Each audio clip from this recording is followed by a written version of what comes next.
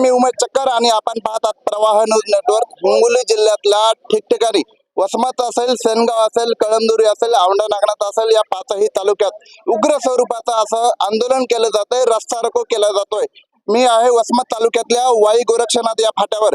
माझ्यासोबत पाहू शकता हजारोच्या संख्येने इथे मराठा समाज बांधव उभा आहे आणि या ठिकाणी राज्य महामार्गावर रस्ता केला जातोय।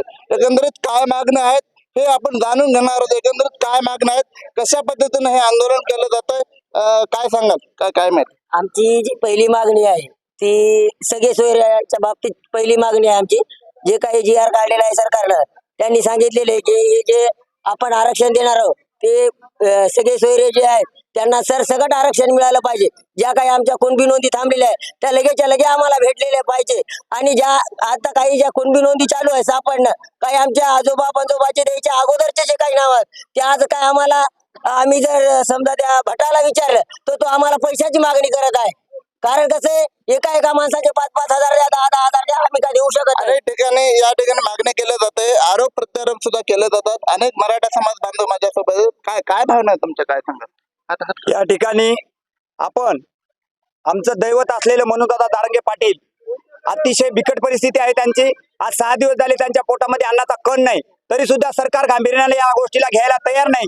आणि सरकारनं सांगितलं होतं, ज्यावेळेस वाशीमध्ये मिटिंग झाली त्यावेळेस वाशीमध्ये जो आम्ही गुलाल उधळला, त्यामध्ये सरकारनं जे सांगितलं होतं एकनाथ शिंदे साहेबांना की सर्व मराठा समाजाला ओबीसी कुणबीचे प्रमाणपत्र देऊन आम्ही त्यांना आरक्षण देऊ। सरकार आज त्या गोष्टीहून फिरलेलं आहे आणि मनोजदादा दारंगे यांच्या जीवाशी खेळ करत आहे।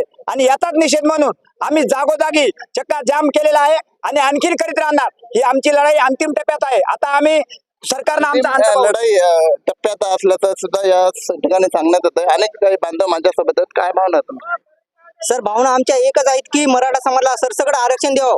आणि जे तुम्ही आम्हाला सांगितलं होतं की ठराव मंजूर करणार आहे आम्ही, तुम्ही सगळे सोयऱ्यासकट, तर ते न करता सरसकट मराठ्यांना आरक्षण देणं हे महत्वाचं आहे। कारण मराठा समाज हा फार संकटामध्ये या ठिकाणी शिक्षणाच्या बाबतीमध्ये खरोखरच मागासलेला आहे आणि मराठा समाजाला आम्हाला आरक्षण भेटणे महत्वाचं आहे। आणि आरक्षण भेटणं महत्वाचं काय? आरक्षण भेटणं हे अत्यंत महत्वाचं आहे।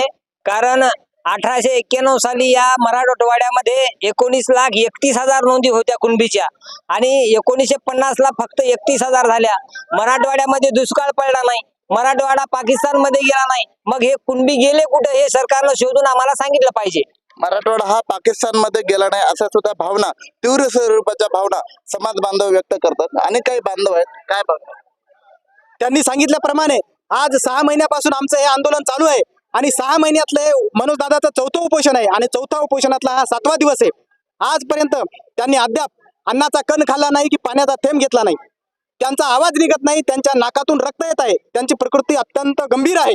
म्हणून मागच्या 6 दिवसापासून उपोषण करतात, रक्तस्राव होतोय, परिस्थिती हालाकीची बनत आली आहे, ठिकठिकाणी आंदोलन होतात, मोर्चे होतात। आता पहिला दिवस आहे, काय भावना? आमचं म्हणणं एकच आहे की सरकारनं आता यांचा अंत पाहून आहे, लवकरात लवकर होईल तितक्या मराठा समाजाला ताबडतोब कुणी आरक्षण देण्यात यावं। आपण पाहू शकता मोठ्या संख्येने, हजारोच्या संख्येने इथे मराठा समाज या ठिकाणी जिल्ह्यातल्या अनेक ठिकाणी रस्ता रोको केला जातो। तीव्र स्वरूपाच्या भावना मराठा समाज बांधव या ठिकाणी व्यक्त करीत आहेत। ठिकठिकाणी रस्ता रोको केला जात आहे आणि आरक्षण आमच्या हक्काचं, नागरिकांच्या हक्काचं अशा पद्धतीच्या भावना देखील या ठिकाणी मराठा समाज बांधव देताना पाहायला